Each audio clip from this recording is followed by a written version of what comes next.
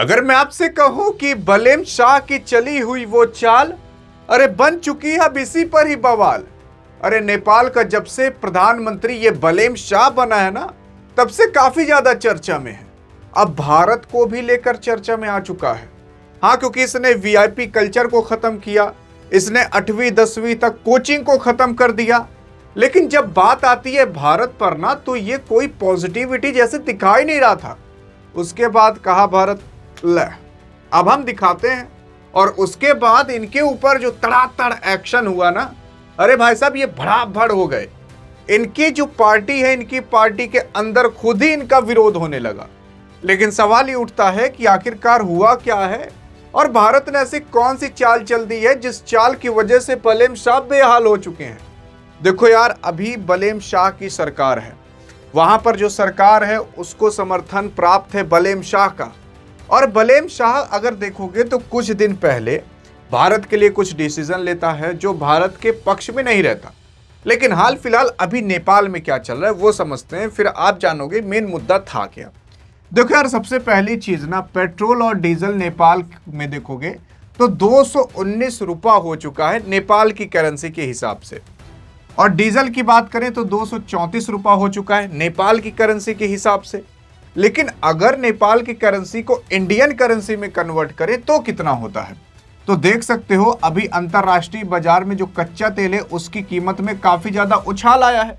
Iran, Israel, America की युद्ध की वजह से, मिडिल ईस्ट में चल रहे युद्ध की वजह से, हॉर्मुज की वजह से। तो नेपाल का जो ऑयल है, नेपाल के अंदर जो ऑयल का अभी सिचुएशन है, वो भाई साहब रातों रात ही जो डीजल था वो 30 रुपया बढ़ गया, और जो पेट्रोल था वो 17 रुपये बढ़ गया। अब आप कहोगे कि अरे यार 30 रुपये 17 रुपये में क्या जाता है।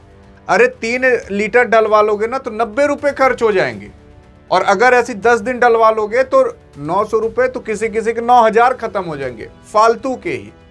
तो ये 1-1, 2-2 रुपये भी जो बढ़ा दिए जाते हैं ना, इससे भी बहुत बड़ा अर्थव्यवस्था पर प्रभाव पड़ता है। लेकिन यहाँ पर तो 30-30 रुपये और 17-17 रुपये बढ़ा दिया गया। इसी की वजह से भाई साहब क्या था ना कि बवाल हो गया। बवाल ऐसा हो गया कि जो नेपाल के लोग थे वो भारत भाग कर आने लगे तेल डलवाने के लिए। लेकिन अभी उस मुद्दे पर नहीं जाते, पहले ये समझ लेते हैं कि ये भारतीय रुपए में कितना रुपए लीटर होगा। तो भारतीय मुद्रा में अगर आप देखोगे तो 145 रुपये लीटर ये तेल हो चुका है नेपाल के अंदर, और नेपाल की करेंसी के हिसाब से 219 रुपये, क्योंकि नेपाल की करेंसी भारत की करेंसी के मुकाबले थोड़ी कमजोर है। मतलब आप ऐसा मान सकते हो, आप यहाँ पर 1 रुपया कमाए तो नेपाल में आप जाओगे ना तो वही लगभग आपको 1.5 रुपया 2 रुपये के करीब मिलता है। हाँ जी हाँ, जैसे $1 अमेरिका में कमाओगे तो यहाँ पर आकर 90 रुपया 95 रुपया हो जाता है। वैसे अगर 1 रुपया यहाँ पर कमाए इंडिया में तो वहाँ जाकर 1.5 रुपया 2 रुपया 1 रुपया 75 पैसा ऐसा कुछ हो जाता है। इसलिए आप देखोगे कई सारे नेपाली यहाँ पर हैं जो आते हैं, रेस्टोरेंट में काम करते हैं, मोमोज लगाते हैं, अन्य जगह पर काम करते हैं, ताकि यहाँ से जब कमा जाए वहाँ जाकर 2 गुना हो जाता है। तो इसमें उन लोग का प्रॉफिट होता है। लेकिन अगर इंडियन करेंसी में देखें तो इंडियन करेंसी में वहाँ पर पेट्रोल भाई साहब 145 रुपये लीटर है, और डीजल 135 रुपये लीटर है। और अगर गैस की बात करें तो वो 2010 रुपये है उसकी कीमत। तो मतलब महंगाई थोड़ी ज़्यादा बढ़ रही है इस युद्ध के कारण की वजह से। और जब ये बढ़ा तेल और पेट्रोल ना, मतलब पेट्रोल और डीजल, तो नेपाल के अंदर जो ट्रक थी, जो बसें थी, जो गाड़ियां थी, वो सरहद पार करके भारत के अंदर आई और भारत के पेट्रोल पंप पर कब्जा कर ली। मतलब भारत के लोगों को पेट्रोल मिल नहीं पा रहा, अब भारत चल नेपाल के लोगों को पेट्रोल दे। तो भारत की प्राथमिकता पहले यही है कि पहले भारतीय नागरिक आएंगे, और इसी पर बड़ा एक्शन हो गया। क्योंकि यार हम नेपाल के लोग आकर सारा पेट्रोल भरवा के लेके चले जा रहे हैं, और आपको और हमें मिल ही नहीं पा रहा भारतीय नागरिक होने के नाते, तो इसमें तो यार थोड़ा खराब बात है। इसी वजह से एक्शन हुआ है। तो यहाँ पर आप देखोगे नवीन प्रसाद साहब हैं, नवीन कुमार भी कह सकते हो, उत्तर प्रदेश के जो महाराजगंज जिला है उसके अंदर जो नौतनवा तहसील है उसके जो एसडीएम यानी कि उप जिलाधिकारी हैं, उन्होंने भाई साहब कुछ ऐसे नियम कानून लगा दिए हैं कि अगर नेपाल के लोग भारत के अंदर आते हैं तेल डलवाने के लिए तो तेल तो मिलेगा, लेकिन कुछ नियम कानून है। अब देख लो नियम कानून किस लिए लगाए गए हैं, क्योंकि सरहद को तोड़ करके लोग यहां से आते थे, तेल डलवा कर लेकर चले जाते थे। अब महाराजगंज कहां पर है यार? तो महाराजगंज ये देख रहे हो यूपी है। यूपी में ये जो लाल वाला आपको दिख रहा है जिला ना, ये महाराजगंज है। इसके ऊपर इधर नेपाल है, ये वाला नेपाल है। तो महाराजगंज के अंदर भाई साहब उपद्रव हो गया था। नेपाल के लोग भरभरा का यही तेल और भरवा के लेकर चले जा रहे हैं, यहाँ पर किसी को तेल मिल ही नहीं पा रहा। इस वजह से जबरन यहाँ पर थोड़ा नियम कानून लगाया गया। नियम कानून, जो नया कानून वहां पर अभी लगाया गया है, वो आपको कुछ इस हिसाब से देखने को मिलेगा। जैसे कि नेपाली जो 2 पहिया है उसको केवल 3 लीटर ही तेल मिलेगा, जो कार है उसको केवल 10 लीटर ही तेल मिलेगा, इससे कम ले सकते हो, ज्यादा नहीं ले सकते।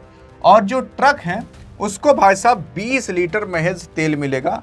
और कुछ ऐसे पंप हैं जहां पर 200 रुपए से ज्यादा का तेल देना पाबंदी लगा दिया गया है। मतलब कुछ इस तरीके से अब नियम लाए जा रहे हैं। लेकिन अब आप सोच रहे हो कि ये तो भारत ने नेपाल के प्रति लिया है, लेकिन भाई साहब हद तो तब पार हो जाती है जब लोग इसके बारे में जानते ही नहीं कि नेपाल ने इससे भी पहले भारत के खिलाफ एक्शन ले लिया था। जानते हो वो बलेम शाह जो बना, वो भारत के खिलाफ क्या एक्शन लिया था? आप अभी जानोगे तो आप कहोगे अरे यार इतना घटिया हमने कहीं नहीं देखा। तो देखो यार, यहाँ पर असल में बलेम साहब का कहना है कि 100 रुपए से ज्यादा का सामान अगर भारत से ले जाने पर भैया टैक्स देना पड़ेगा। ठीक है, अब मतलब अब इससे क्या होगा कि भारत और नेपाल के बीच जो व्यापार होता था उसमें थोड़ा पाबंदी आएगी, थोड़ा रोक टोक आएगा, क्योंकि टैक्स लगने लगेगा। फिर उसके बाद जो वाहन शुल्क है, 2 पहिया के लिए 200, 3 पहिया के लिए 400 और जो 4 पहिया वाले हैं उनको 600 नेपाली रुपया का शुल्क अनिवार्य देना होगा। और जब्ती के डर से अगर कोई भारतीय वाहन बिना भंसार मतलब वही आप मान सकते हो टैक्स, ऐसा कह सकते हो, मतलब जो ड्यूटी चार्ज होता है अगर वो नहीं भरता, यानी कि कस्टम ड्यूटी को नहीं भरता, तो भैया सीधे उसकी सीज कर ली जाएगी गाड़ी उड़ी। तो मतलब ऐसा नेपाल के अंदर लगाया गया है। मतलब भारत की अगर गाड़ियां वहां पर जाती हैं तो इस तरीके से शुल्क लगेगा, और कस्टम ड्यूटी अगर नहीं भैया बिना कस्टम ड्यूटी के जाते हो तो सीधा सीज कर ली जाएगी। पहले ऐसे नहीं हुआ करता था, भारत के अंदर उतना ज्यादा बॉर्डर में मुठभेड़ भी नहीं हुआ करता था, नॉर्मल लोग आते जाते थे। लेकिन ये बलेम साहब आग कुल धर चौपट कर दिया। और जब ऐसा करता है बलेम शाह ना, तो नेपाल के अंदर बलेम शाह के खिलाफ लोग उतर जाते हैं। मतलब उतनी ज्यादा जनता नहीं उतरती, बल्कि बलेम शाह की जो पार्टी है उसके अंदर ही कुछ लोग इसका विरोध करने लगते हैं। और जो विपक्षी वाले लोग हैं वो तो विद्रोह करते ही हैं इसका। कहते हैं कि भारत और नेपाल के बीच ना रोटी और माँ के रूप में तालमेल बिछा रहे थे कि यार इस तरीके से कुछ हमारा और इनका रिश्ता है, रोटी के बीच का रिश्ता है। लेकिन अब तुम आकर भारत और नेपाल के बीच अड़चंगा डाल दोगे तो ये तो दिक्कत की बात है। अब ये दिक्कत की बात नेपाल के लिए तो है ही, क्योंकि उनका व्यापार बहुत ठप हो सकता है। लेकिन दिक्कत की बात भारत के लिए भी है, क्योंकि भारत के अंदर दिल्ली जैसे शहर और बाकी अन्य शहर कपड़ा लत्ता ले जाकर नेपाल के अंदर बेचते थे। अब वो अगर नहीं बेच पाएंगे तो उनका भी भाई साहब धंधा चौपट हो जाएगा। देख सकते हो यार, यहाँ पर नेपाल में जो CPN UML यानी कि नेपाल की जो कांग्रेस जनता समाजवादी पार्टी जैसे प्रमुख दलों ने अपनी गठबंधन सरकार के खिलाफ मोर्चा खोलने का मुख्य कारण जो राजनीतिक अस्थिरता है और नीतिगत जो अभी काम हो रहा है, उन सब को लेकर उन लोगों ने भाई साहब प्रोटेस्ट किया है, चिंता जताई है अपनी ही सरकार के खिलाफ।